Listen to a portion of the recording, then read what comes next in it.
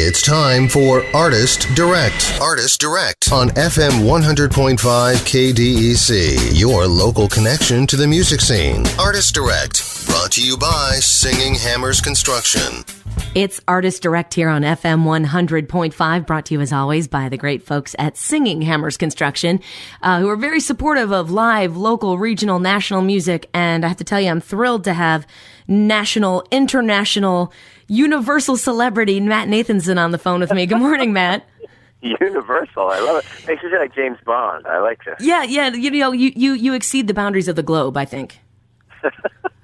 Awesome. Has that been the first time you're being told this? Oh, yeah. Well, you need to know something.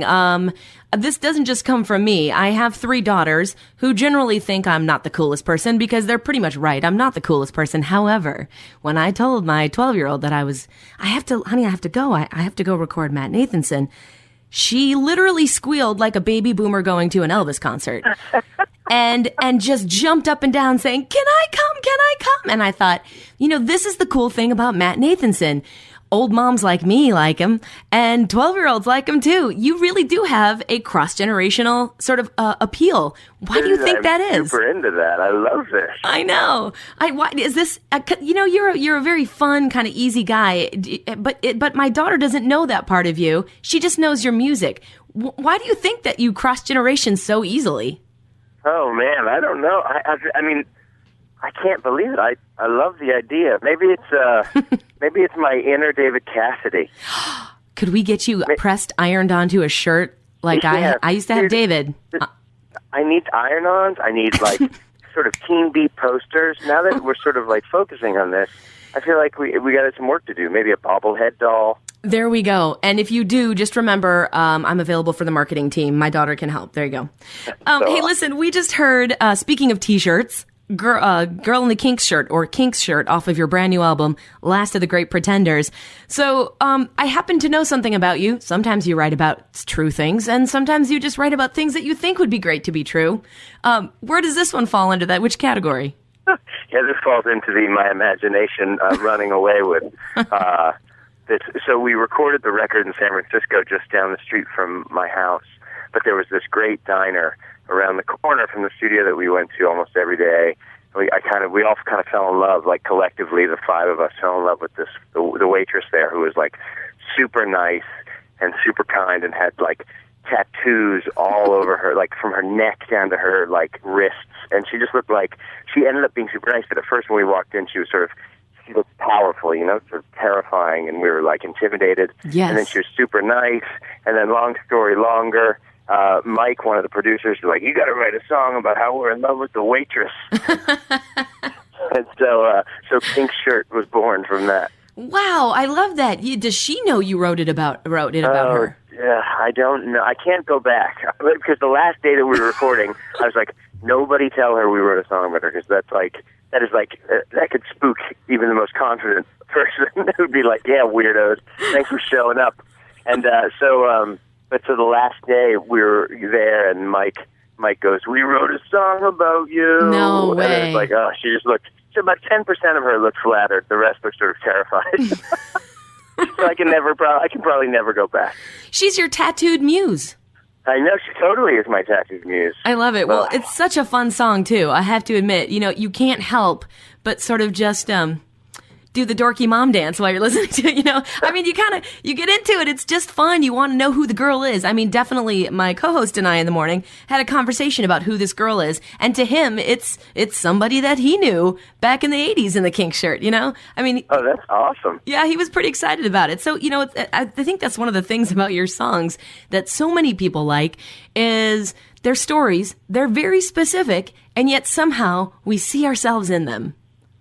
Yeah, that's what for me, and I'm not saying my music, I'm not using the adjective great to describe mine, but for me the most potent sort of great music in my life is the music that, you sort of take it over as your own. And that's what sort of makes it so fantastic.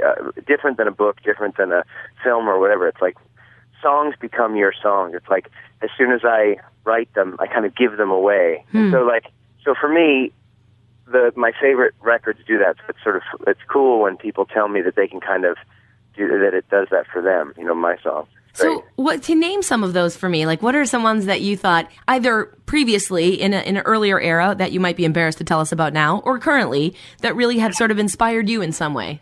Oh man, embarrassing. Like Every Rose Has Its Thorn. Yes. Not super embarrassing, but pretty fantastic. I Remember You. Any sort of hair metal ballad in G, I was in, and that's why you learned the guitar, isn't it? Yeah, probably. So, but like when I hear Boys of Summer or With or Without You, or trying to think of, there's even this song Master Hunter on the new Laura Marling record. There's, anytime you gravitate towards something and you can kind of see yourself in it, it's super incredible. It's the best part about music. It sort of helps you transcend yourself. That's pretty cool. You were just hanging out at the Iowa State Fair, and we heard reports of what a great time people had that were able to attend. Are those enormous events, are they easy to connect with an audience, or is it hard when you have that many people out there? Well, everybody at the Iowa State Fair wanted to have a good time, so it was sort of, it was like a fantastic experience in that way. They were trying to work off the butter, Matt. They were trying to work off the butter. They were all sort of, they were like having, they were tripping on their amount of deep fried butter that they've had, and they needed, to connect with something sonic. Oh my gosh! But yeah, it was a great time. I felt like everybody really. It was nice. It was like a big living room show. Nice. Wow, that's a big living room. Again, we're with Matt Nathanson here on Artist Direct FM 100.5. Speaking of cool things you've done lately, I was stalking your website and saw that you were hanging out with George Takei. What happened there? Oh my gosh, on a Canadian morning show. We flew to Toronto to do this show, and the guests were George Takei and Hulk Hogan. So it was pretty, it was insane, actually. That's kind of intense. And Hulk Hogan, as I sort of went up to take a picture with everybody, he's like, "Hello, hey there, brother." I can't believe Hulk Hogan saying, "Hey there, brother," to me. And I almost went Trekkie on George Takei, but I figured I didn't want to freak him out, so I kind of kept a distance, a cool distance from him. Okay, so when's a time in your life when you weren't able to keep cool and you went all, geeky on somebody? Oh, man, there's too many to mention. I think my geekiest moment, Chuck D at the Rock and Roll Hall of Fame a year ago, I kind of geeked out with him, but he's super nice, so that made it easy. I remember I met Tom York from Radiohead, and I was totally a nerd, and Pete Buck from REM, and I was a nerd for it's always weird people. Like I met Paul McCartney, and I was sort of kept my cool. But I met the guy who engineered Def Leppard Hysteria, and I was beside myself. I get that because I met LeVar Burton once, and I literally sang to him the Reading Rainbow song. Why? I don't know. I just did it. That's it. It's that kind of thing. There's a Whole Foods in the Valley in Los Angeles. Whenever I'm in Los Angeles and I go there to get groceries, if I'm staying there, I always see people who are in movies like Mark Singer, this guy that was in a movie called The Beastmaster, which I don't think anybody in the world has ever seen. No. And I loved it. And I was walking around the produce aisle following Mark Singer. I understand this because my husband and I used to live in LA, and when we moved into our apartment in the Valley in North Hollywood, the guy that was moving at the same time was a paraplegic who used to be on, what's the one with Charles Pa from Little House on the Prairie. Anyway, whatever that show is, though I don't remember any of them, but I remember this guy because he was a recurring character, and I was so excited that we were moving in the same day, and I stopped to tell him so, and I think he was irritated. It's awesome. I love it. That's my favorite. I saw the dude from Iron Eagle, and I tweeted him, and then he tweeted me back. This kind of stuff keeps me going. You know what I'm saying? This is the fuel.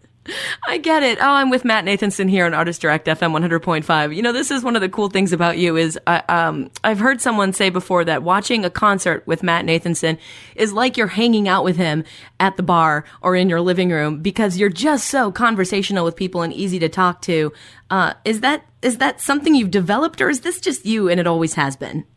I feel like it's something that I've gotten more comfortable doing for sure. But yeah, it feels like I don't think I could do it any other way because it's like the shows are such a sort of a human collision community thing, that it sort of feels like hanging out with your friends, and it's like throwing a party with songs.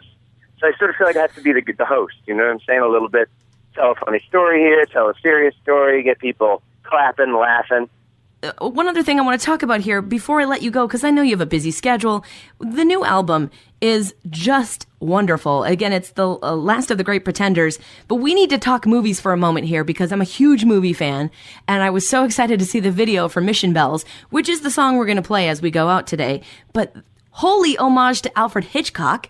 That was incredible. What was the inspiration? Was it the song because you had the line in there about Alfred Hitchcock, or did that come because you had a video in mind already? So my guitar player and best friend Aaron, who tours with me, he and I watch Hitchcock a lot. So we sort of do. And I had a sort of during the making of this record, I had a little bit of a resurgence and sort of watched a bunch of movies I'd already seen and was just kind of blown away, like Rope and The Man Who Knew Too Much and Vertigo, and it just kind of made its way into the lyrics on Mission Bells. And then when we went to shoot the video, I thought it would be fun to do a Hitchcocky thing, but when we sort of said, wouldn't it be great to kind of do an homage to Hitchcock? And this kid in Portland, Mark, who was the director of the video, had this, it was like, yes, I've got it, this is great. And sort of like, I want to shoot it in San Francisco, and because it's such a San Francisco record, I feel like Hitchcock is so tied to my city. And so it was great. So we shot it, and he did an incredible job of kind of like pulling Hitchcock camera angles and stuff. It was fantastic. Oh, they were great. The colors, the angles, even the actress you used as your sort of ingenue, your woman who is kind of playing kind of characters from different ones, including Vertigo. And I mean, he sometimes had this look of the blonde, right? The blonde in the suit with the hair up, and totally like running from something, but not sure what. And it was a fun video to be a part of, because for me, I just showed up. They put me in a suit, and I got to sort of like, smile and play guitar, and then I watched this incredible thing unfold that he had laid out. It was really awesome. Well, it was really incredible, so kudos to the entire team that worked on that. It's pretty fun, and folks, if you haven't checked it out, just get online right now, go to his page, or go to YouTube. You can find it pretty much anywhere. Mission Bells is the name of the song, and I want to remind folks that Matt Nathanson, although we missed him, if you haven't seen him already at the Iowa State Fair, most recently, you will be coming back, Matt, to the Midwest. I see in November that you're heading back to like Madison and Minneapolis, none of which are that far from us. And so folks, I assume you've got all of the details on your website. Yeah, everything you need to know. And I have an animal birthing tent that I bring with me. So it's like the Iowa State Fair. So if you missed me at the Iowa State Fair, I'm bringing like deep fried Snickers, incredibly good A&W root beer, and a birthing tent. And so a birthing get ready. Tent. Wow, this is going to be the best concert ever. Matt, thank you so much for joining me this morning. What a fun time. Yeah, awesome. Thanks for letting me chat with you. Of course. It's Matt Nathanson. Of course, you guys, the new album is Last of the Great Pretenders. You already heard Kink's shirt. We're going to take it out with Mission Bells. You can find more information when we post it online on our Facebook page and, of course, on our YouTube channel. Matt Nathanson, thank you again, and have a great week. Yeah, thanks. See ya.